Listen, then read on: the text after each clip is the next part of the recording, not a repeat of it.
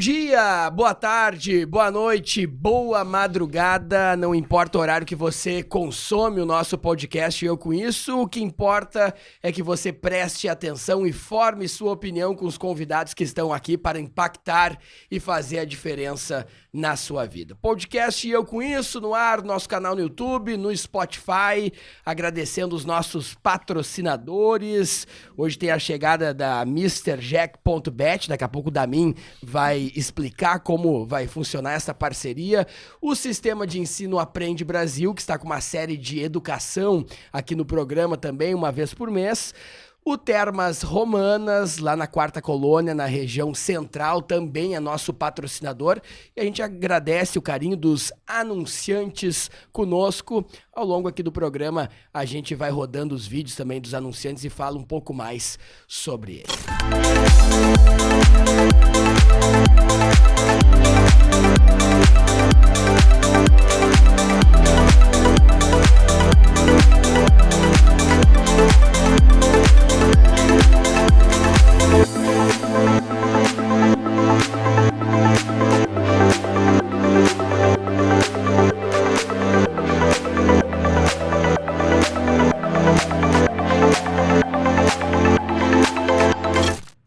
Se você também acredita que a educação é o principal caminho para transformar a realidade do nosso país, conheça o Sistema de Ensino Aprende Brasil.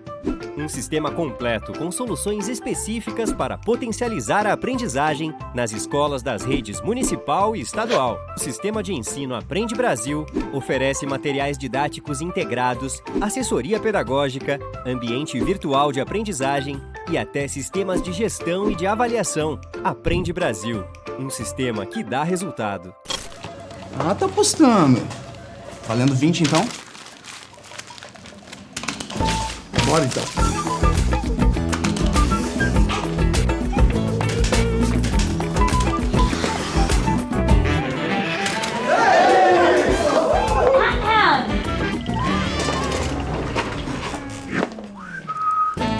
Faz o Pix. Palpite certeiro, saque instantâneo. Desafie-se com MrJack.bet.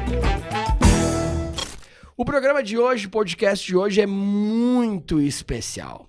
Nós estamos aqui com o deputado federal Paulo Pimenta e com o ex-presidente da FAMURS, ex-prefeito de Taquari, Maneco Hassen. É muito especial porque a fase que a gente vive agora, com muita gente batendo no peito, dizendo que é PT, dizendo que é Lula, essa onda do Lula voltando a ser presidente do país, como mostram os principais institutos de pesquisa, agora virou moda ser Lula. Mas a gente está diante aqui, literalmente, da resistência. Lá, quando se criou toda aquela narrativa que vem da Lava Jato, uma narrativa que depois acabou caindo pelo Supremo Tribunal Federal, pouquíssima gente, poucos representantes mantiveram a mesma narrativa. E um deles está aqui, 2 representantes, mas a figura nacional que ficou do lado está aqui, que é o deputado federal Paulo Pimenta, que já dizem em Brasília, futuro ministro do Lula, caso o Lula vença a eleição no primeiro turno e se confirme, principalmente o que está dando nos institutos de pesquisa. Damin, tu pode estar falando aí com um homem que vai comandar o Brasil ao lado do Lula aí, Damin. Olha aí, bom que dia, honra, boa né? tarde, boa noite, boa madrugada. Não, e a gente é pé quente, né? O pessoal que senta aqui, depois sai daqui para um cargo importante, né? É. Inacreditável. Não sei se é sorte ou se a gente traz energias positivas, mas já teve diversos políticos que sentaram aqui e daí saíram daqui e assumiram outros cargos, né? Então, feliz em receber aí Pimenta e mais uma vez o nosso amigo Maneco aí, sejam bem-vindos. O Maneco já é de casa, já esteve aqui conosco, Pimenta, a primeira vez. Eu começo contigo, deputado Pimenta, e depois já passo também pro Maneco. A sensação, Pimenta, de lá atrás parecer que estava mais solitário numa narrativa que foi imposta e esse jogo virar, as pesquisas mostrar que o Brasil tá querendo a retomada do ex-presidente Luiz Inácio Lula da Silva e a sensação do teu discurso lá atrás estar acontecendo agora, aquilo que quem te acompanha já visualizava. Qual é a sensação de bater no peito e poder dizer que estava certo? Bom dia, boa tarde, boa noite, boa madrugada, deputado federal Paulo Pimenta. Olá, Voltaire, Marcelo, meu querido amigo Maneco, pessoal que está nos acompanhando. Em primeiro lugar, agradecer a vocês aí pela oportunidade tenho acompanhado o trabalho de vocês, cada vez mais se consolidando como um espaço importantíssimo, né? E para nós sempre é muito bom ter essa oportunidade.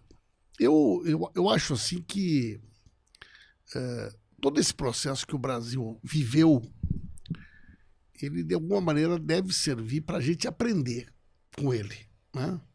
Sobre a fragilidade da democracia, sobre como é difícil num país como o Brasil fazer um processo de mudanças mais profundas. Não é pouca coisa o que aconteceu no Brasil. E eu, particularmente, tive a oportunidade de viver isso muito de perto, né? E conheço o presidente Lula, conheço o Congresso Nacional. E, para mim, desde o início, ficou muito claro a forma como se construiu uma narrativa que justificasse, inclusive, a deposição da Dilma, né?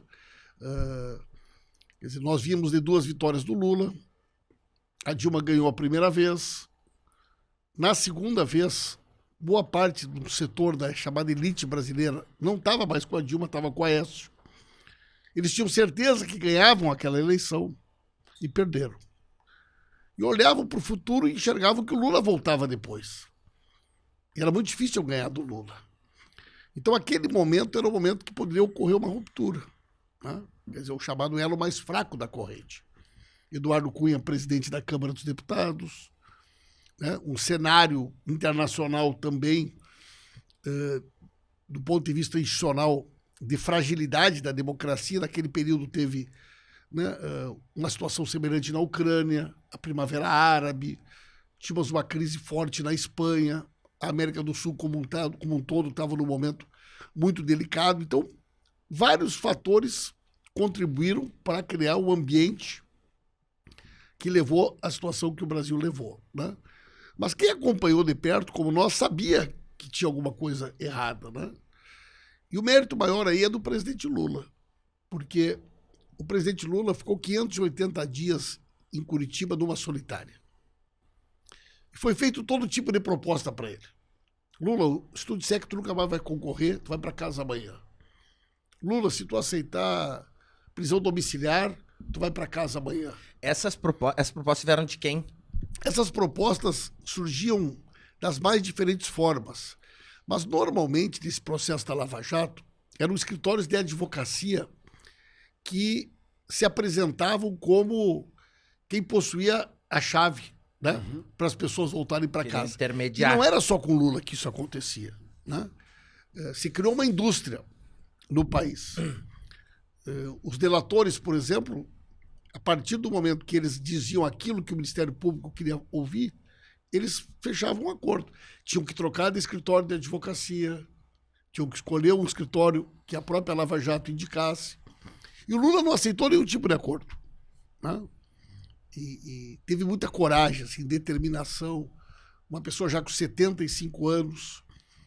E tudo aquilo que a gente dizia, depois, quando começaram a surgir, né, aquelas mensagens do Telegram, do Walter Delgatti, aquilo foi uma coisa que mudou a história do Brasil. Porque até então a gente denunciava, com fatos, com informações. Mas quando aquelas mensagens do Telegram começaram a aparecer, aquilo estava cronológico, né? Quer dizer, até hoje ninguém questionou a validade. E aquilo botou por terra todo o discurso da Lava Jato, toda a construção que até então foi feita. E tu pode ver que hoje aqueles personagens praticamente, né, são algo muito distante do que eram naquele momento, né? Uma figura como Deltan Dallagnol, outros procuradores que inclusive já se aposentaram, o próprio Sérgio Moro. Mas no decorrer do bate-papo hoje aqui a gente vai poder falar um pouco mais sobre isso. Bom dia, boa tarde, boa noite, boa madrugada para o nosso Maneco Assen, já foi presidente da FAMURS, 2 vezes prefeito de Taquari, mudou Taquari, colocou empresa gerando milhares de empregos por lá, um grande gestor, e tá nessa dobradinha com o Pimenta. O Maneco tá ainda a deputado estadual, o Pimenta a deputado federal.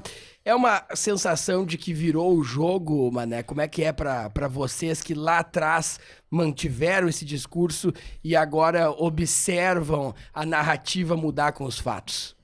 Primeiro, Voltaire, né, agradecer aqui o convite, tio, Marcelo, mais uma vez poder estar aqui junto com vocês.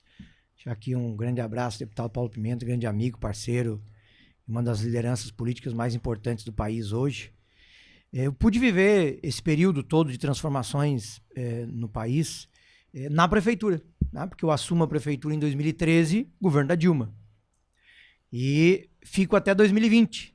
E, portanto, então, convivi, né, com o governo da Dilma, depois o golpe, governo Temer, e depois eleição do Bolsonaro, né? E acompanhei isso também de muito perto, porque também depois tive a oportunidade de ser presidente da FAMURS, né, em plena pandemia, e senti na pele a dificuldade de tu passar momentos de crise sem ter amparo.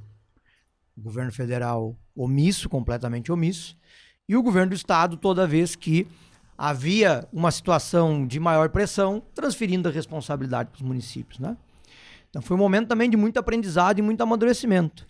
Então acho que não se trata de virar o jogo, porque infelizmente tudo isso que a gente passou, o prejuízo é para todo mundo, as dificuldades são para todos, e portanto não é uma disputa como um jogo de futebol, né? É o futuro do país.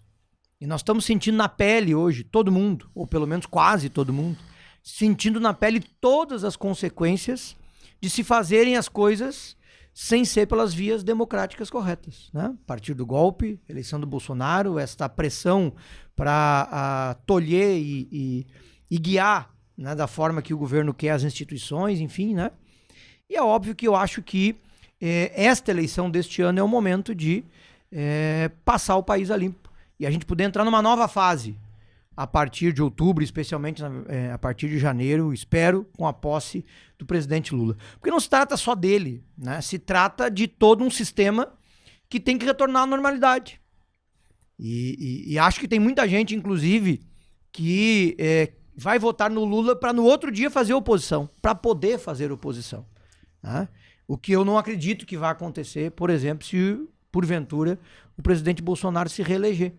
Porque tudo aquilo que ele não conseguiu contra as instituições e a democracia neste primeiro mandato, ele vai executar no segundo. Então acho que não se trata de virar página, acho que se trata da gente botar o pé no chão e aí, como diz o Pimenta, utilizar esse período como aprendizado. E eu acho que o presidente Lula está nos dizendo isso, nos ensinando isso, sem rancor, sem perseguição, né, com o peito aberto, com um coração enorme e sabendo da responsabilidade que ele tem com o Brasil.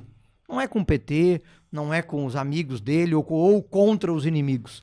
É a responsabilidade que neste momento a gente tem que ter com o país, com o futuro do nosso país. E eu acho que esta é a grande lição que o Lula está dando a todos nós, como estadista, como uma pessoa que poderia, nesse momento, né, fazer o que quisesse, depois de ter sido 2 vezes presidente, né, voltou a ser solto. Poderia ter aceito os acordos, como o Pimenta disse, né, enfim, mas não. Ele quis, né, voltar a ser presidente por uma necessidade do país. E só ele, neste momento, só a liderança dele neste momento, para fazer o Brasil retornar à normalidade democrática e aí sim, num passo adiante, logo em seguida, a gente poder novamente, né, conviver democraticamente no nosso país. Nesta eleição, Maneco, a dobradinha Maneco Pimenta em todos os teus municípios aí, tem 110 municípios com a tua campanha já ativa, fazendo palestras, conversando, é a dobrada mesmo Maneco e Pimenta, né? O Pimenta é, sem dúvida nenhuma, né, um dos deputados mais importantes do país e do Rio Grande do Sul. Não só do PT, em todos os partidos, né? Mas para nós, ele representa, toda a sua história, pela conduta que teve no último período especialmente, né? E pela forma com que ele, mesmo com firmeza, mas com muito diálogo, né? Mantendo esta sabedoria de que a política é uma construção coletiva e constante, eu acho que ele tem um papel fundamental agora também no próximo período, se reelegendo deputado e aí assumindo a tarefa que tiver que assumir. Acho que isso também não passa pelo horizonte dele, não agora. O importante é se eleger. E, obviamente, eu quero também dar a minha contribuição nesse caminho, né? A experiência dos 8 anos na prefeitura, depois a experiência na FAMURS, que foi importantíssima. Né? E agora esse passo adiante. O momento é da gente ajudar o país, ajudar o Estado, o Rio Grande do Sul também precisa, né? Eu acho que a gente vai poder construir isso. Eu sempre digo pro Maneco o seguinte: o Maneco ele era conhecido em Taquari, na região. E um prefeito, um governador, a avaliação dele, o presidente Lula sempre diz isso, se eleger é uma coisa. Se o cara é bom, o cara tem que ser reeleito. Prefeito que não for reeleito, ele, né, bom, o trabalho dele foi desaprovado. Primeira vez que tu te elege, ninguém está julgando o teu trabalho. É a novidade, é a novidade. Tá te dando uma chance. Prefeito bom, ele tem que se reeleger. Agora, o bom mesmo, ele faz o sucessor quando ele sai. Que foi o caso do Taquari, né? Então, isso, em primeiro lugar, é uma demonstração objetiva do reconhecimento da tua comunidade acerca do teu trabalho. Né? Segundo, quer dizer, o Maneco vem para FAMURS. E chega na FAMURS no meio da pandemia. Que não existiu, no período recente, nada parecido. Igual. Em termos de desafio para os municípios. Tu desbravando uma realidade absolutamente nova, com teses negacionistas que questionavam a importância da vacina. Só que o cidadão está lá na cidade, o cidadão não mora, o Estado é uma coisa abstrata, a União é uma coisa abstrata, a cidade não. O palco da vida real das pessoas é a cidade, é lá que elas têm endereço, casa, é onde elas precisavam da vacina. E o Maneco foi presidente da FAMURS nesse momento. E muitas vezes ele foi o contraponto ao governador, falando em nome das cidades. Isso projeta o Maneco a uma liderança, né, do porte que ele tem hoje. Temas delicados, como a questão da Corsã, da privatização da água, do esgoto, onde ele também se destaca muito. Então hoje o Maneco é uma figura estadual, né? E eu tenho certeza que ele tem todas as condições, não só de se eleger com uma votação importante, como ele vai fazer a diferença na Assembleia, né? Quem conhece a Assembleia Legislativa sabe que uma pessoa como o Maneco vai ocupar um espaço muito importante, né? E a gente aposta muito assim, no Maneco como uma representação dessa nova geração de lideranças políticas do PT aqui no Rio Grande do Sul. Pimenta, há pouco tempo você falava que naquela eleição da Dilma contra o Aécio, o mercado estava com o Aécio, sistema financeiro. Agora, estas pessoas que lutam por uma tranquilidade, um restabelecimento democrático aqui no país, estão com Lula? Essa é a interpretação depois de todas essas cartas abertas dos principais empresários, dos principais bancos, das principais empresas que geram empregos. Voltaire, eu faço parte da coordenação da campanha do presidente Lula. Sou só eu do Rio Grande do Sul que participo, né? E tenho tido a oportunidade de acompanhar o presidente Lula em viagens no país, em viagens internacionais, e também tenho reunido com setores, né, da atividade econômica, setores empresariais, setores da sociedade civil com o presidente Lula. Todo mundo começa a conversa com o Lula dizendo que o melhor período da nossa atividade foi no período que o senhor era presidente. Não tem nenhum setor da economia que comece a conversa diferente disso, né? Pegar aqui no Rio Grande do Sul, tu pode olhar, máquinas agrícolas nunca venderam tanto que nem no nosso governo. Setor de imóveis na região da Serra nunca venderam tanto no nosso governo. Marco Polo nunca vendeu tanto. Cada um desses setores. Porque o que acontece? Como o nosso programa foi um programa que tinha muitas políticas públicas, então quando tu pensava lá no Construcap, que era um programa que a pessoa recebia um cartãozinho que ela podia ir nas lojas comprar móveis ou equipamentos da linha branca, né? Eletrodomésticos, geladeira, fogão, né? O programa ele tem um cunho social, mas quando a pessoa vai lá comprar, tu está movimentando o comércio e, por consequência, a indústria. Se tu cria um programa chamado Mais Alimentos, que um agricultor pode comprar um trator, um implemento com 2 anos de carência, com um juro de 1,7% ao ano, para pagar em 10 anos. Eu chegava numa feira agropecuária, chegava num stand de venda, perguntava para o camarada, como é que está vendo o trator? Já vendi 10. Quantos pelo Mais Alimento? 8. Então, imagina o que isso significou para o setor de máquinas agrícolas. Aí tu tinha um programa de ônibus escolares, que não era renovada a frota há quanto tempo? praticamente a Marco Polo, que não foi da Marco Polo, foi da Nielsen, lá em Erechim. Praticamente toda a carroceria de ônibus do Brasil hoje é fabricada no Rio Grande do Sul, para todo o país. Aí tu teve o Mais Caminhoneiro, Randon, Guerra, aqui. Então, qualquer atividade que nós falarmos. E o que os empresários dizem para o presidente Lula? Eu fui recentemente numa reunião com o setor de atacados de alimentos. Supermercadistas, atacadistas. O que eles disseram para o presidente Lula? Presidente, nós vamos aqui lhe pedir duas coisas. Primeiro, poder de compra para o salário mínimo e para o aposentado. O povo não tem dinheiro, presidente. Se o povo tiver dinheiro, o nosso setor funciona. A gente não precisa de nada. Nós só precisamos que as pessoas consigam comer. Segundo, algum programa de transferência de renda para que as pessoas possam ter o básico.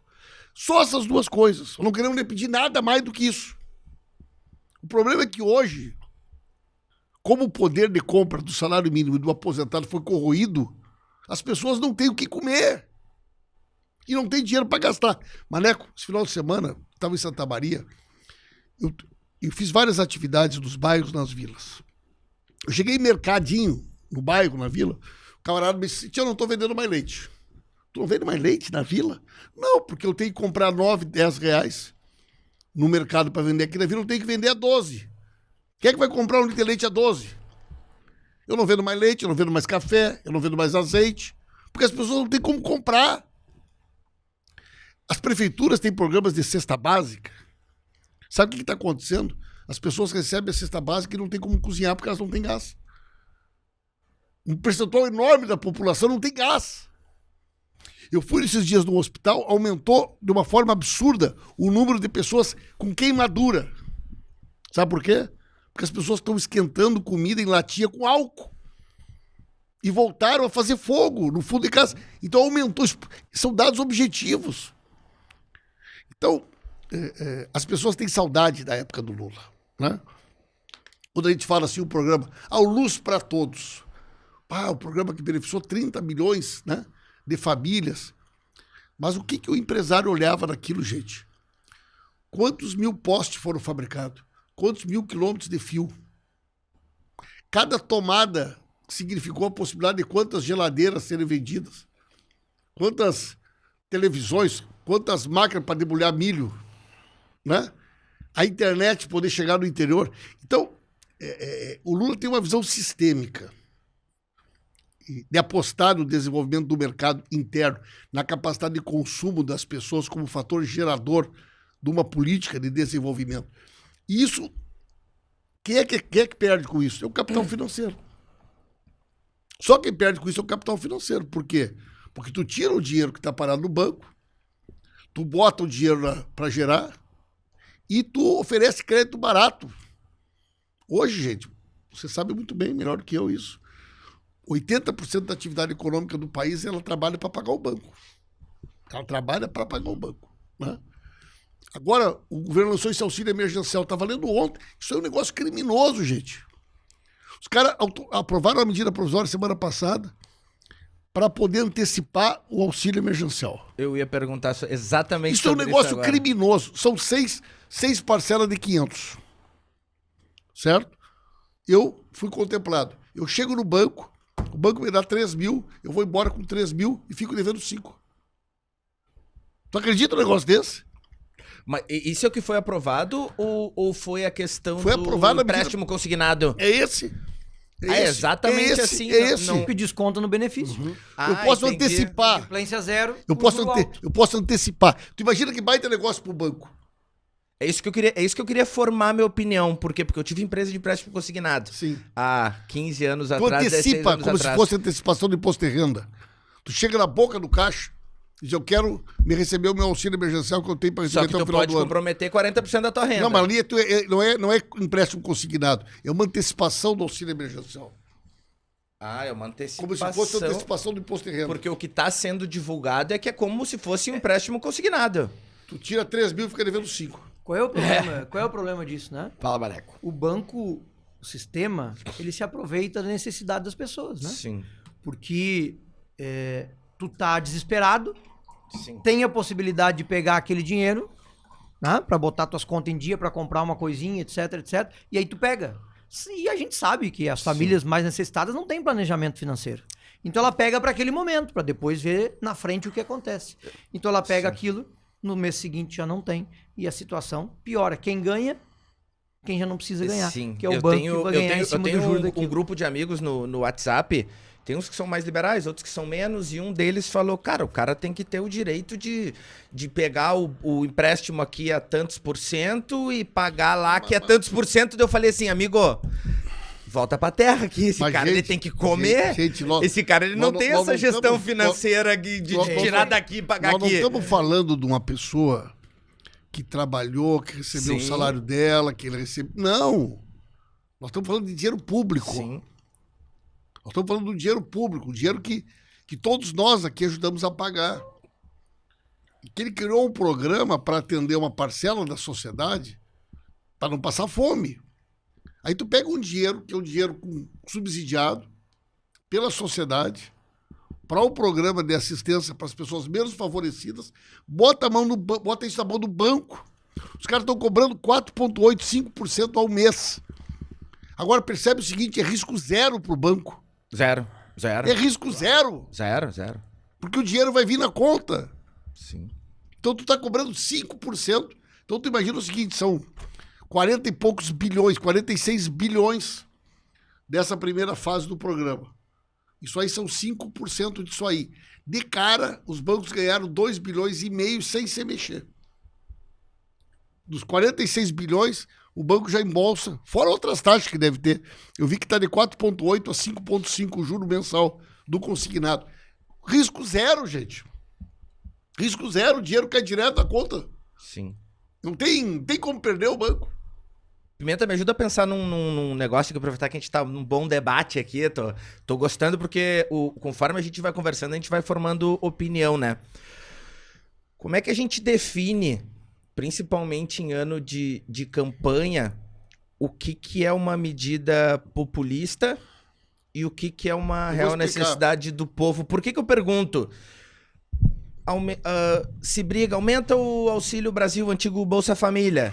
Aí não aumenta. Pô, o povo tá passando fome e não Marcelo, aumenta. deixa eu te dar Aí dois aumenta. Deixa eu te dar dois exemplos. É voto. Depois. Como é que mede Eu vou te isso? dar dois exemplos e vou passar para o Maneco. Tá? Primeiro, o Bolsa Família era um programa do Estado, não era um programa do governo, era um programa permanente. Certo? O auxílio emergencial é um programa criado para 5 meses. Em dezembro ele acaba. A fome, a miséria, as pessoas em janeiro vão ter superado o problema da fome, da miséria. Qual é o programa que o governo tem para as pessoas saírem dessa realidade que eles têm? Então, simplesmente, tu está pegando 5, 6 meses, dando dinheiro para um cara em dezembro, depois da eleição acabou. Não tem nenhuma ação de contrapartida, não tem formação profissional, não tem oferta de curso profissionalizante, não tem política de geração de novos empregos. Qual é a porta de saída para esse cara que vai receber isso? Né? Mas escuta que eu vou te explicar uma coisa que é interessante para vocês entenderem qual é a diferença entre políticas populistas e ações de governo. O Maneco foi prefeito, foi presidente da FAMURS. Vamos pegar, por exemplo, eu falei aqui em ônibus escolar, certo? Bom, toda a prefeitura ela faz um censo escolar. Esse censo escolar que o MEC tem, acompanha, ele sabe quantas escolas tem no interior. Portanto, eu sei quantos alunos da cidade estudam no interior. Eu sei quantos quilômetros essas escolas estão da sede. Eu sei qual é a idade da frota do município. Então eu sei se o município precisa renovar a frota ou não. Então tu não precisa que alguém... Porque isso tudo hoje em dia está tudo informatizado. Olha, eu tenho um ônibus que completou 10 anos, está na hora de renovar a frota. Correto? Eles acabaram com isso. O censo não é mais considerado, o número de aluno, a frota, nada. O ônibus é distribuído conforme... Então tu corre o risco numa cidade receber um ônibus e a outra receber 30. Porque não, todos os critérios técnicos e objetivos foram anulados. Vou te dar outro exemplo. Creche. Tu faz o censo no município. Tu sabe quantas crianças tu tem de 0 a 4. Tu sabe quantas crianças tu tem de 4 a 6. Tu sabe quais que estão matriculadas. E tu sabe quantas crianças precisam de creche na cidade, porque o censo demonstra. Então, se tu chegar no MEC e tu disser, olha, o Ministério Público acompanha isso. Na minha cidade tem 456 crianças de 0 a 4 anos que não tem creche, eu preciso de uma creche. Ok, é um dado objetivo. Eu vou construir uma creche, dessas 456 crianças eu vou absorver 400. Ainda vou ficar com déficit de 56. Ok, isso é uma coisa objetiva. Eu não preciso que alguém... Tudo já acabou. Hoje, uma cidade receber uma creche ou não, o que vale é a política. É quem indicou. Não tem mais nenhum critério objetivo. Não tem critério objetivo sobre nada. Então, tu chega numa prefeitura, ela não recebeu nenhuma máquina agrícola nos últimos 4 anos, a prefeitura do lado recebeu 10. E planta a mesma coisa. 10. Por quê? Porque aquela cidade X ali tem alguém que apadrinhou a cidade. Sim, tem. Então, os caras acabaram... Eles falam tanto em eficiência, falam tanto em meritocracia, falam tanto em conceitos elementares de gestão. Eles acabaram com tudo. Todos os conceitos e indicadores de transparência da gestão da coisa pública que orientavam as decisões do governo não existem mais. O governo virou uma farra, né? Então o governo mergulhado na corrupção, na incompetência e na farra com o dinheiro público. Essa é a realidade do governo Bolsonaro. Deixa eu completar dois fatores. O primeiro, esse teu raciocínio primeiro, né? Como eu disse, eu fui prefeito com a Dilma, com o Temer e com o Bolsonaro, né? Hoje, as prefeituras não têm nenhum programa para aderir no governo federal. Nenhum. Como tinha, por exemplo, quando eu assumi com a Dilma e botei muita coisa em Taquari, né? Hoje tu não tem mais. Dá exemplo então, também, pessoal, saúde, na educação, saúde, Brasil Sorridente, o ônibus da escola, né, que tu cadastrava. As máquinas do PAC. Máquina do PAC, certo? Hoje não tem. Minha Casa Minha Vida, nunca mais se construiu uma casa. Hoje é só, os municípios hoje, ou tem o repasse obrigatório, né, do FPM, retorno de ICMS, ou tem que mendigar para os deputados emenda, que é o orçamento secreto também, né? Além das emendas impositivas, mais o orçamento secreto, que é política pura, né? Então, hoje no governo não há mais programa para os municípios aderir, e eu não estou entrando nem no mérito se o programa é bom ou ruim, o fato é que não tem programa, nenhum, nem programa ruim não tem, né? Mas acho que eu quero voltar ali à tua pergunta, né, do auxílio, se num ano de eleição, como é que tu mede? Eu acho que é muito simples de tu medir. No caso, especialmente do que nós estamos vivendo hoje. Tudo aquilo que o governo federal está fornecendo neste ano de eleição, ele era contra no ano passado. Durante toda a pandemia, os benefícios ou os auxílios que os municípios ou as pessoas ou as empresas receberam foram programas criados no Congresso Nacional. E que em todos o presidente, no primeiro momento, era contra. Depois ele só não teve coragem de vetar. Foi obrigado a sancionar. Exatamente, porque era uma demanda muito forte na sociedade, né? O próprio auxílio agora de 600, tem vários vídeos deles dizendo que era contra o ano passado, o ano retrasado. E não foi muito diferente aqui no Rio Grande do Sul, porque na FAMURS, por vários momentos, nós sugerimos para o governo do estado linhas de crédito com juros subsidiados para o pequeno e médio empresário. Um projeto que, inclusive, foi aprovado na Assembleia, né, de auxílio aqui no Rio Grande do Sul e que nunca foi implementado. Então, o fato é que o governo federal e o governo do estado, em plena pandemia, eles tiveram uma postura de não auxiliar economicamente nem as pessoas e nem as pequenas e médias empresas. Aquilo que foi feito, que já foi no final da pandemia, foi por imposição do Congresso e por pressão da sociedade, e o Congresso acabou, então, né, fazendo. Teve uns que o Lei Aldir Blanc, se eu não estou enganado, foi vetado e depois vetado o Congresso, as 2 vezes. Né, derrubou o veto. O que foi vetado? A Lei Aldir Blanc, que era o recurso aquele para a cultura. Né? Só que, tanto a Lei Paulo Gustavo como a Aldir Blanc, as duas. Só que para além da cultura também era repasse de recurso para pessoas que estavam, que viviam, né, da cultura, da música, teatro, etc., né, o seu emprego. Então, enfim, eu acho que esse é o grande, a grande medida que se tem que fazer no ano de eleição. Isso que está acontecendo esse ano, tinha no ano passado? Tinha no segundo ano? Um monte de obra que o Eduardo Leite, maravilhosas, ótimas, que estão saindo agora em ano de eleição no governo do Eduardo Leite. Tinha há 2 anos atrás? Eu acho que esse é o grande mote, né? Qual é o planejamento? Só saiu no ano da eleição. O Eduardo Leite que está lançando as obras. O programa social tem uma questão que é o seguinte, tem uma coisa perversa, que é quanto mais a situação de vulnerabilidade se agrava, menor é a necessidade de tu fazer alguma coisa para a pessoa se sentir gratificada. Sim. As pessoas estão numa situação de desespero tal que R$600 representa para elas a chance de comer alguns dias. Quer dizer, num período de pleno emprego num país, um governo vem e oferece R$600 para um cidadão em troca. O cara vai dizer o quê? Tá brincando comigo. Né? Então, você deixou as coisas chegarem num ponto que hoje... eu não sei se vocês têm ido a São Paulo. Né? Eu, cada vez que eu vou a São Paulo, eu me apavoro.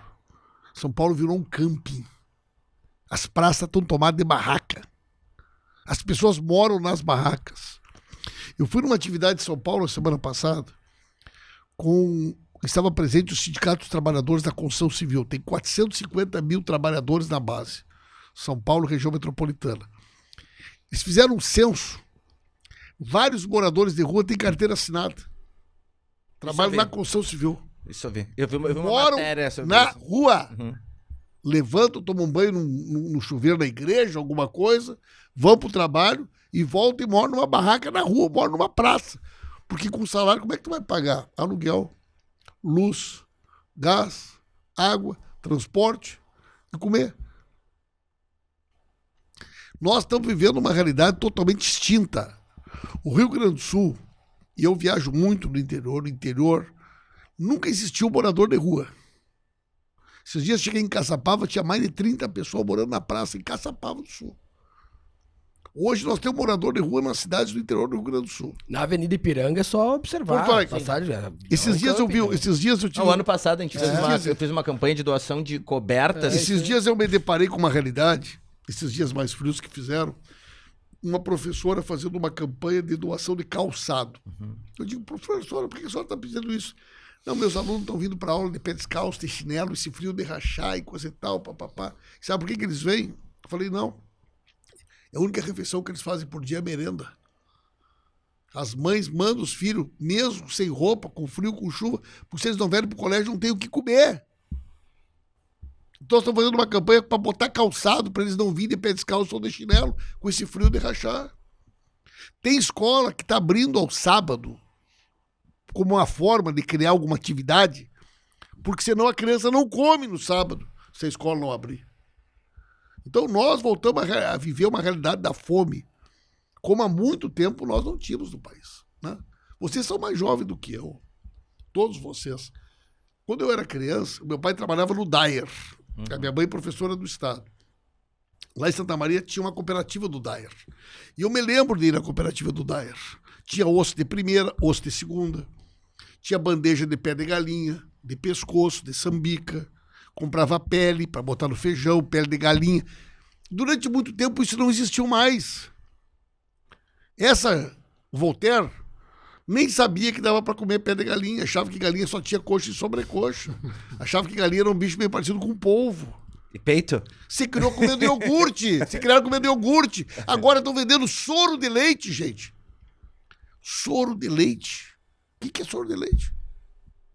Até pouco tempo atrás estavam comendo iogurte. Agora estão comendo soro, tomando soro de leite. Feijão quebrado. O que é isso, gente? O que é? O país maior produtor de comida do mundo e 1/3 da população passa fome e dorme sem saber o que vai comer no outro dia. Quer dizer, tem alguma coisa muito errada, gente, nessa realidade, né? Deputado Pimenta, em uma possível vitória do ex-presidente Lula, tu achas, Pimenta e Maneco, que nós teremos um efeito, uma reação contra as instituições democráticas, como teve nos Estados Unidos, ataques ao Congresso, como foi lá quando o Trump perdeu e... O FBI entrou na casa do Trump, né? Ontem. Ele postou de lá. Vocês querem mais um café? Por ter, Vocês aceitam mais um cafezinho? por ter documentos secretos da Casa Branca. Tu acha que... Cada vez, Maneco? Duas perguntas, Maneco, pra ti, pro Pimenta aqui nessa reta final. Tu acha que nesse 7 de setembro, ou numa possível vitória do Lula, nós teremos o atual líder do país, Bolsonaro, instigando esses movimentos antidemocráticos? Corremos risco numa eleição violenta? Eu acho que a eleição violenta eu acho que vai ter casos, infelizmente, vai ter casos Específicos. porque o presidente e alguns no seu entorno fomentam isso. E tem pessoas que acreditam e que, então, acham que tem respaldo para isso. Agora, o presidente tem um histórico de abandonar os seus parceiros, né? Todos aqueles que seguiram as orientações do presidente, que ele não tem coragem de fazer e provoca os outros para fazer, os que foram presos, etc., né? Uns que fugiram para o exterior e tal, ele abandonou todos no caminho. E eu acho que ele vai fazer isso de novo. Ele vai perder a eleição, ele vai reclamar, mas não vai fazer. E só que, infelizmente, algumas pessoas, né, algumas até acreditando de bom coração naquela orientação e naquelas mentiras e fake news que ele acaba espalhando contra o sistema, especialmente, né, vão acabar tentando produzir algo que eu acho que está se produzindo na sociedade brasileira já desde agora.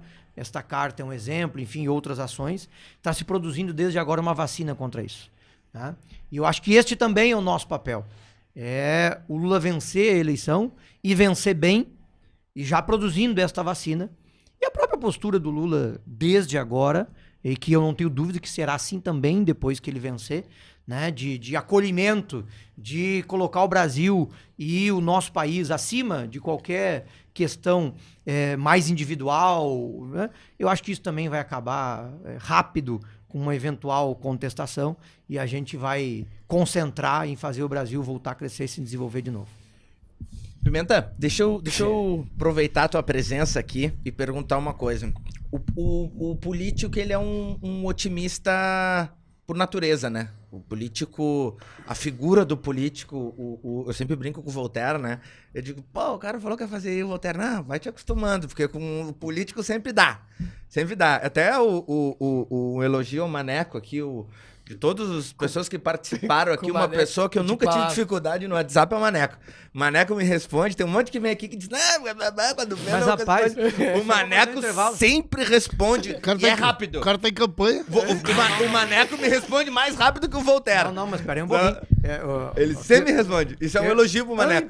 Antes disso aqui virar moda, Verdade. tá? Sim. Podcast, live na pandemia, etc, tá? Lá em Taquari, ainda quando eu era prefeito, bem antes da pandemia, nós fazia live, respondia só as perguntas que vinham nos comentários, que portanto eram públicas. Sim. Né? Assumia compromisso que eu tinha que cumprir, porque 15 dias depois tinha que fazer outra live e tinha que responder. E eu colocava meu telefone na tela, para todo mundo ver. Na FAMURS eu fiz isso depois de novo também. Eu tenho aqui, mostro para vocês depois, eu tenho no meu telefone mais de 5.000 números salvos. Porque todo mundo que me manda uma mensagem, eu salvo o número para depois dar retorno. E aí eu brinco com as pessoas, às vezes, eu chego às vezes da informação de horário de ônibus lá em Itaquari. As pessoas me mandam, Maneco, que hora eu Não, ônibus o pra Porto Maneco é Alegre? conectado, o E Maneco eu é respondo, conectado. entende? Isso, eu sou próprio que o Maneco é conectado. O Pimenta também, tem muita gente, né, que faz assim. É que ninguém nos obriga a Sim. concorrer. Ninguém nos obriga a disputar um cargo público, né? Eu faço isso, e o Pimenta eu sei que também, porque tem isso como uma missão, como uma forma de melhorar a nossa vida, a vida das pessoas, ter uma sociedade mais justa e mais igualitária. E se, portanto, eu estou me dispondo a isso, eu tenho que estar disponível, né? Não, mas eu tô falando, retorno, né? eu tô falando isso porque tem político que vem aqui e te pede, às vezes tu acaba ficando amigo, acaba conversando um pouco mais, né? Faz parte. E te pedem favor. E quando tu vai entregar o favor, o cara não te responde. O cara fala, pô, o cara me pediu um favor, eu vou entregar o favor. Mas enfim, o que eu quero perguntar, o ponto que eu quero chegar é o seguinte, a gente conversa com o pessoal aqui do PDT, o Ciro Gomes vai virar tudo e vai ganhar. A gente vê o Pablo... Ó, Pimenta. A gente vê o Pablo Marçal lá dizendo que vai virar tudo. Aquele que levou o pessoal pro monte, quase morreram todos. Esse aí. Ele diz que vai... Ele conduzindo o Brasil. Ele diz que vai virar tudo e que ele é governo não sei o que, e ele vai virar e ele vai vencer. Aí ontem o Bolsonaro, a gente tava assistindo no Flow lá e ele vai vencer. Aí o Lula vai vencer. Todo mundo vai vencer. Todo mundo que te conversa, nunca ninguém cogita a hipótese da derrota. Eu quero saber como é que principalmente o Pimenta ali, que tá mais colado lá no Lula, porque a pesquisa ela tem duas situações, né?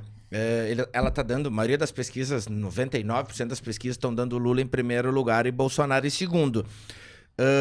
Isso gera um otimismo, Ou isso gera um sinal de alerta do tipo assim, olha, vamos ter que manter isso para aquela famosa história do futebol. Não vamos entrar de salto alto, porque quando vê já tamo no já ganhou. E aquilo que a gente tava falando antes de gravar, né, Pimenta? Do sprint final, daqueles últimos dias, daquela logística. Como é que se lida com isso dentro do partido? Porque pode ser bom e pode ser ruim. Olha, Marcelo, hoje em dia as pesquisas, elas têm um nível de precisão, se bem feitas, muito grande, né? A gente trabalha muito com pesquisa. Hoje, qualquer campanha mais estruturada, né, mais profissionalizada, ela trabalha muito com pesquisa. Agora, a pesquisa, ela te dá o retrato do dia. E como a política ela é uma ciência, digamos assim, do ramo da sociologia, que tu trabalha com pessoas, ela tem uma possibilidade muito grande de mudanças. Os fatos políticos, os fatos sociais, eles determinam mudanças de conduta com uma rapidez impressionante. Por exemplo, na última eleição, antes do episódio da facada, Sim. quem é que poderia dizer que o Bolsonaro iria vencer a eleição? Né? Que foi o que fez a Marina Silva quase ser presidente, né? O fato do O acidente do Eduardo Campos, tu entende? Quer dizer, então, Sim. a política, ela não é uma ciência exata, ela não é uma ciência matemática, né? Mas claro que a pesquisa ela te ajuda a enxergar, a entender, né, o movimento da sociedade numa outra direção. Nós temos claro assim, que essa eleição vai ser uma eleição muito dura. O governo federal, a semana passada, ele comprou 2 bilhões de mensagens. Não é 2 bilhões de reais em mensagens, são 2 bilhões de mensagens do SMS e do WhatsApp. Ministério da Economia. Cada brasileiro vai receber 10 mensagens. É o disparo em massa. Exatamente, 10 a 15 mensagens. Só que esse banco de dados é o mesmo que a campanha do Bolsonaro utiliza. Então o cidadão vai passar a receber mensagem do governo alteradas com mensagens, né, da campanha. É proibido? Claro que é proibido, mas até tu Provar. né? Então o seu fulano de tal vai receber uma mensagem: seu auxílio emergencial está depositado na agência tal da Caixa Econômica Federal. 3 dias depois ele vai receber uma mensagem: seu fulano, parabéns, o senhor recebeu o seu auxílio emergencial. 5 dias depois ele vai receber uma mensagem: não esqueça, se você não votar no fulano, esse é o auxílio emergencial. O cara que recebeu o Vale Gás, o cara, né? Não, Então, sistema. Isso é bom ser falado. Isso é bom quando é falado antes, porque se acontecer, já, Agora, por já exemplo, previu, né? Por exemplo, esse final de semana, quando eu rodei, qual foi a mentira que eu mais enxerguei? Tem uma que tá rolando forte, que é: o Lula vai acabar com o Pix. Os bancos perderam muito dinheiro com o Pix. E os bancos querem voltar a cobrar taxa. E o Pix acabou com a taxa. Na época do Lula não tinha Pix. Vocês lembram? É verdade. Não existia Pix. Ninguém conhecia essa tecnologia em lugar nenhum do mundo. Não existia Uber. Tem o WhatsApp. Né? Vocês lembram que na época do Lula não tinha Pix? É verdade.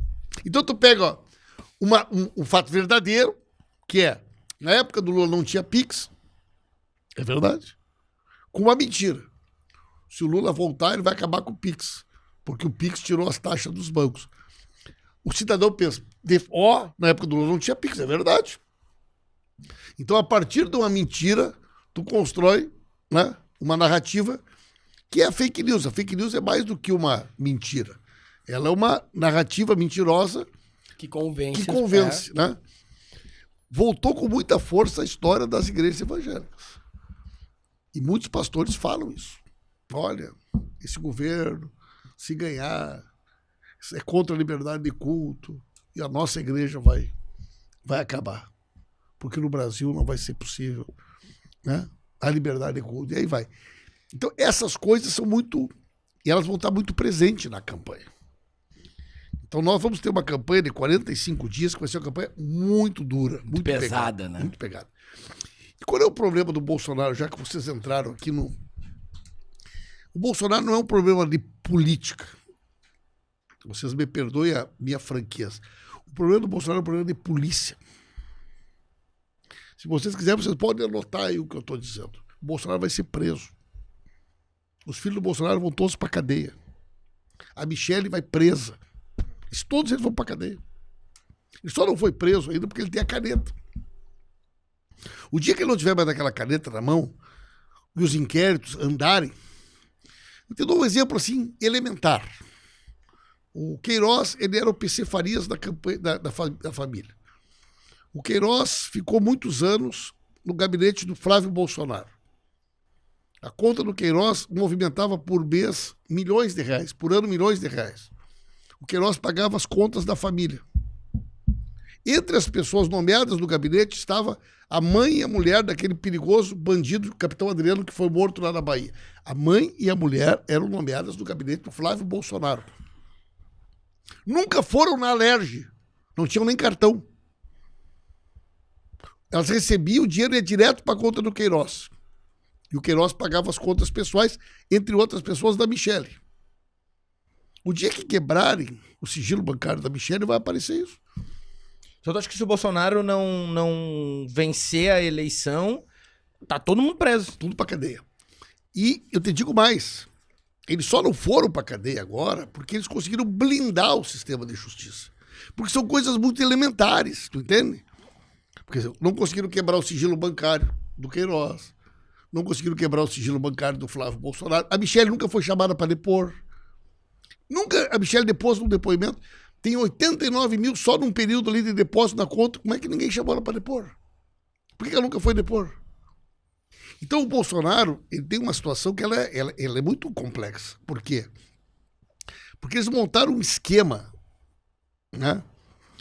E esses esquemas, eles são muito perigosos porque ele lida com ex-policial, miliciano, não sei o quê, e esse meio tem muito delator. Tem que matar o Capitão Adriano aquele. O famoso cagueta. X9, cagueta. X9. Dedo duro. Então, a hora que o primeiro for pego... Sim. Porque eles vendem a mãe, mas não entregam, né? A hora que o primeiro falar, cai a casa. Então, o Bolsonaro é um ser atormentado. Ele sabe que é assim que funciona. Mas e o que acontece com o Brasil se no dia... Vamos lá, A eleição é no dia 2, né?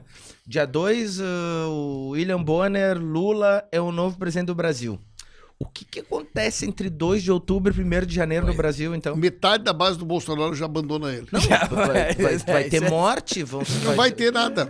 Nada? Vai ter nada. Eles viram.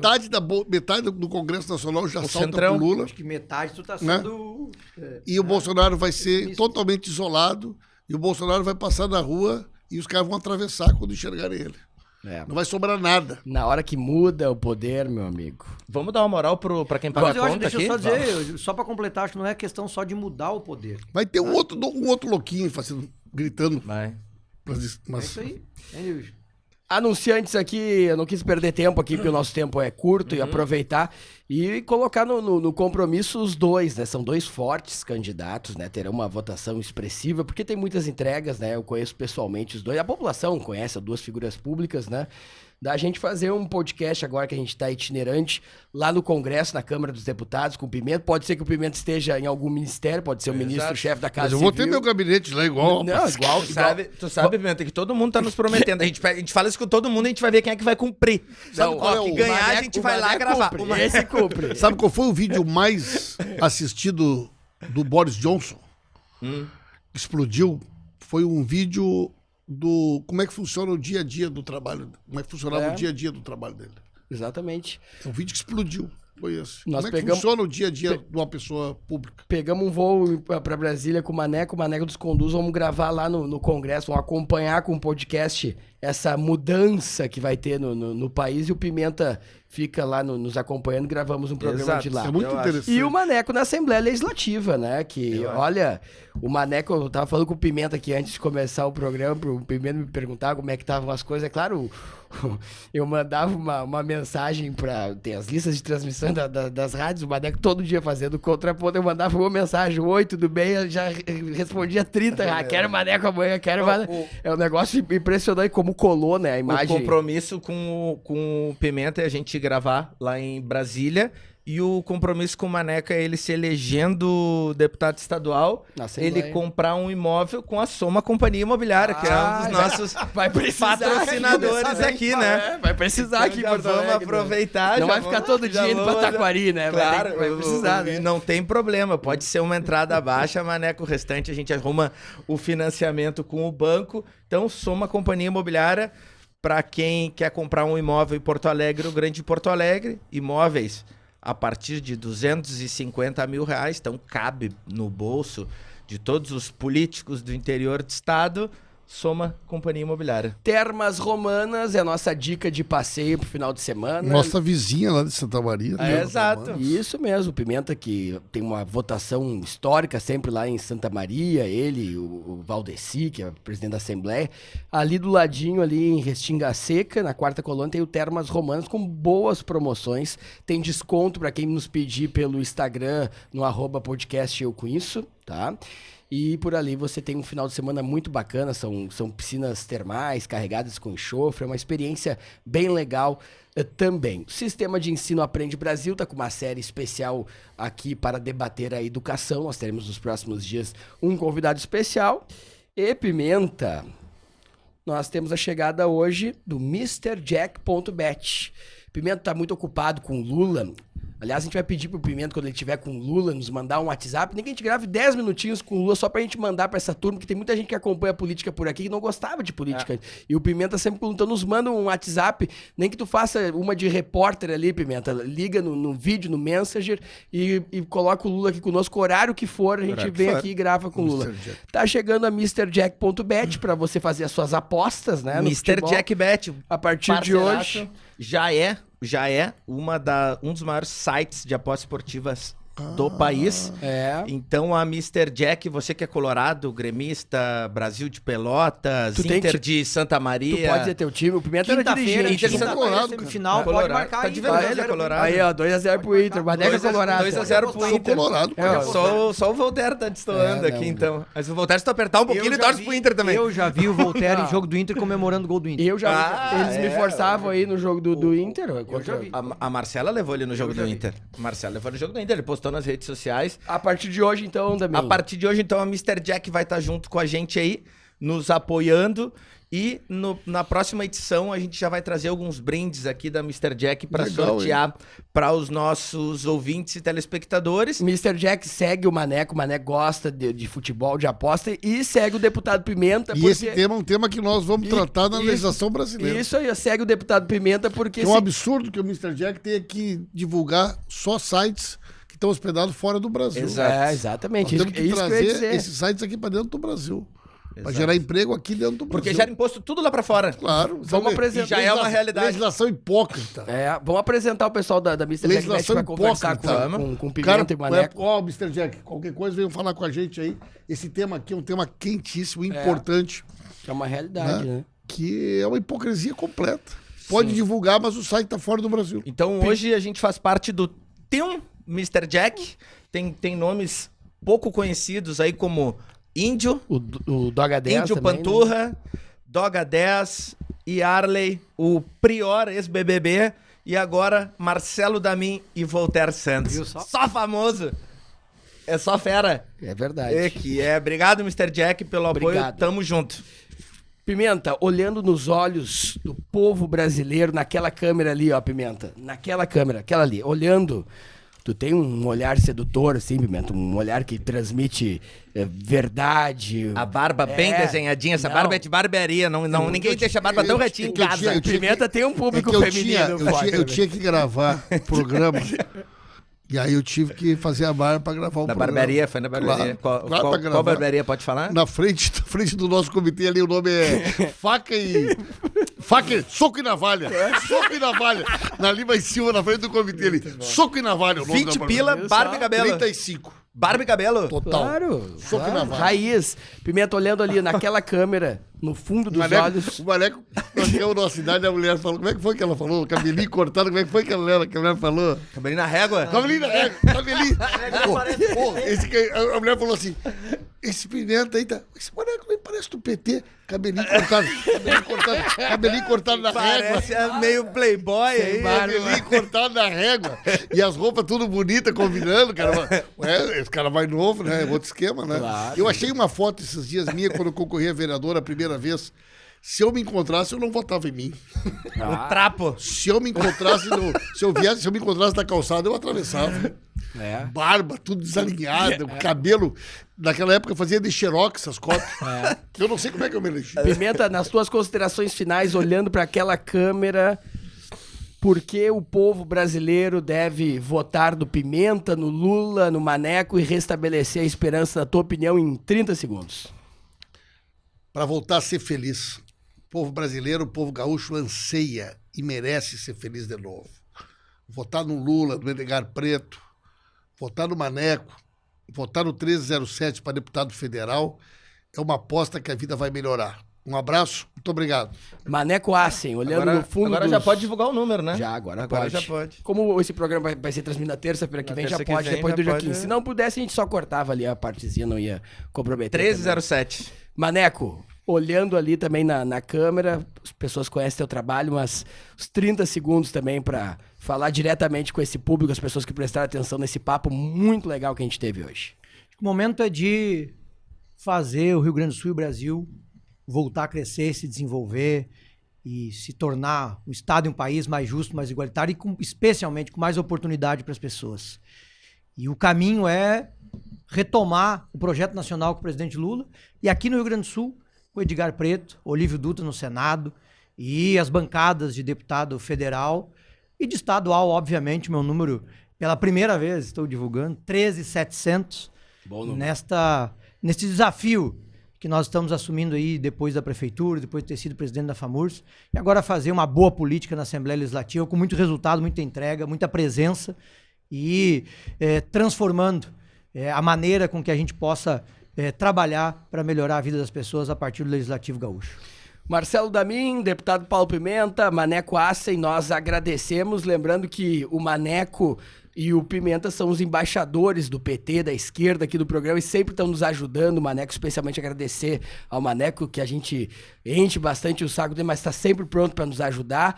E Pimenta, tu que está numa esfera ao lado do Lula, a gente vai te mandar bastante WhatsApp aí para tentar essa conexão. Com certeza, gente, porque que eu puder ajudar aí, pode contar comigo. Queremos conversar mais, né? Vai ser um período bem bacana para a gente colocar essas novas formas. Nosso podcast aqui do Rio Grande do Sul tem 1 ano, mas já tem bons resultados, já tem alguns cortes aí de mais de 600 mil visualizações. O Maneco sempre me falava que esse era um caminho nas conversas que eu tinha da mim, depois a gente conversou. Então, a gente precisa ter esse diálogo de uma maneira franca para informar e fazer as pessoas criarem sua opinião. A todos um bom dia, uma boa tarde, uma boa noite, uma boa madrugada.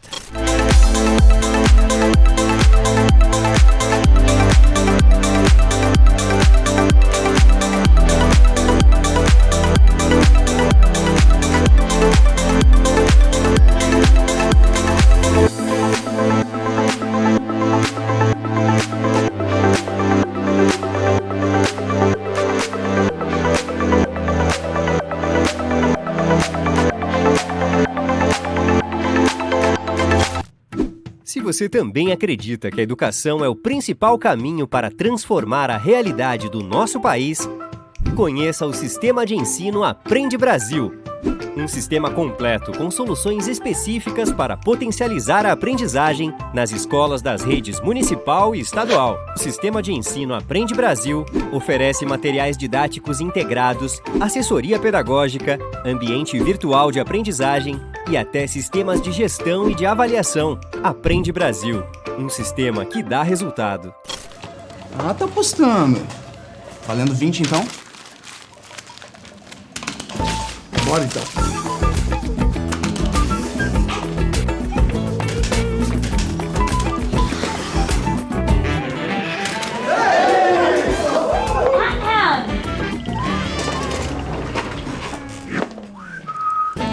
Faz o Pix.